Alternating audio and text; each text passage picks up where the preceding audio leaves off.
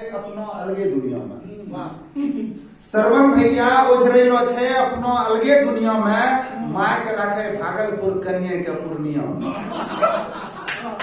श्रवण भैया ओझरेलो छे अपनो अलगे दुनिया में माय के राखे भागलपुर और कनिए के पूर्णिया में माय बात के माने नहीं छे कनिए आरु बुदाने नहीं छे माय बात के माने नहीं छे कनिए आरु बुदाने नहीं छे श्रवण भैया बात छुपावे जेना की दुनिया जाने नहीं छे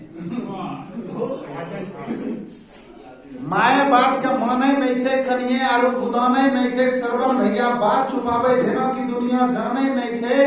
एक तरफ बेकारो कर्तव्य एक तरफ छे धर्मपति एक तरफ बेकारो कर्तव्य एक तरफ छे धर्मपति के कोनो एहनो दिन नहीं भैया जे श्रवण भैया काने नहीं एकदम गेले बुढ़ाई देखो श्रवण भैया जवनिया में माय के राखे भागलपुर और कनिए के पूर्णिया केकरो जाय मनावे श्रवण केकरो जाय समझावे केकरो जाय मनावे श्रवण केकरो जाय समझावे और दू जनानी रो झगड़ा में बलहे मरद पिसावे केकरो जाय मनावे श्रवण केकरो जाय समझावे और दू जनानी रो झगड़ा में बलहे मरद पिसावे